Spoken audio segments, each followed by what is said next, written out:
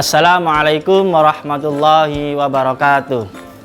Anak-anak yang jagoan sinau yang luar biasa, apa kabar hari ini? Saya harap anak-anak tentu baik-baik saja dan selalu sehat, selalu bahagia. Oke, anak-anak yang jagoan sinau, bertemu lagi dengan Pak Anwari dalam pelajaran Pendidikan Agama Islam dan Budi Pekerti. Anak-anak yang jagoan sinau yang luar biasa, saya harap anak-anak nanti bisa fokus untuk mengikuti pelajaran ini. Kali ini kita akan belajar tentang sujud dan pengertian sujud. Anak-anakku yang luar biasa yang jagoan sinau, dalam pembelajaran nanti kita akan bahas dengan aplikasi Jago Apa. Harapannya nanti anak-anak bisa mengerti apa arti sujud dan macam-macamnya sujud. Oke, anak-anak yang jagoan sinau, anak-anak tentu mengerti dan tentu pernah melakukan sujud, bukan? Apa itu sujud? Sujud adalah kita lakukan saat kita waktu sholat 5 waktu. Misalnya seperti itu. Dalam sholat 5 waktu kita ada jumlahnya 17 rakaat. Setiap rakaat kita lakukan sujud 2 kali. Jadi sehari semalam dalam sholat 5 waktu itu ada 34 kali sujud.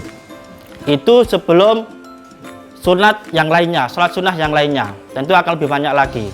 Tetapi anak-anak yang kita bahas hari ini itu bukan sujud yang ada dalam sholat wajib maupun sholat sunnah. Anak-anak yang jagoan sinau yang luar biasa, kita bahas tentang sujud. Apa itu sujud? Sujud adalah suatu bentuk kepasrahan dan penghambaan diri kita kepada Allah Subhanahu wa Ta'ala.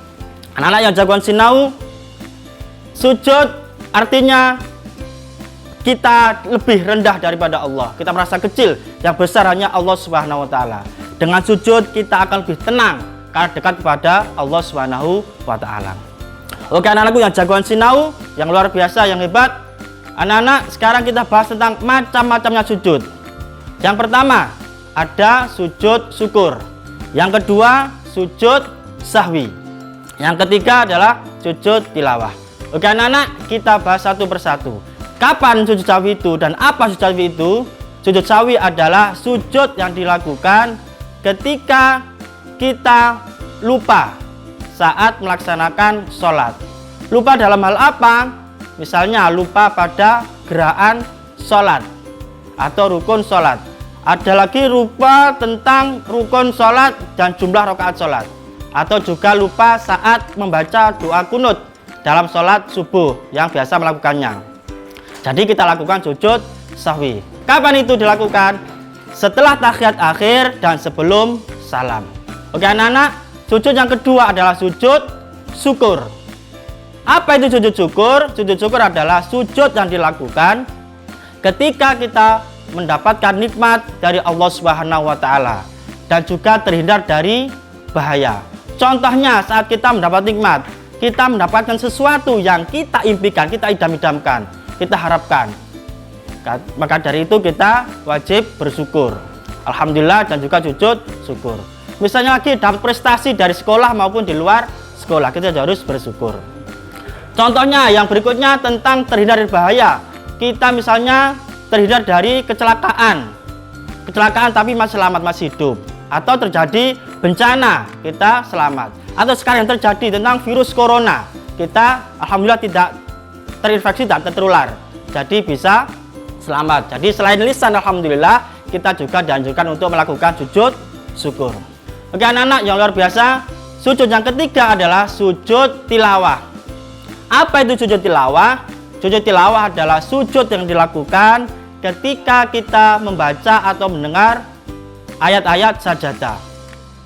Apa itu sajadah? Di mana saja? Misalnya ada di surat As-Sajadah ayat 15.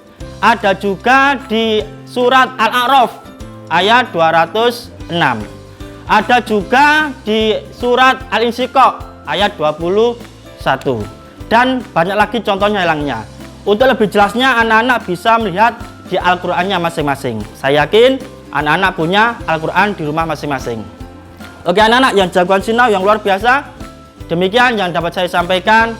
Semoga bermanfaat dan bisa dipraktekkan dalam kehidupan sehari-hari. Sebelum kita akhiri, kita simpulkan pelajaran tadi. Kita belajar tentang pengertian sujud dan macam-macamnya sujud.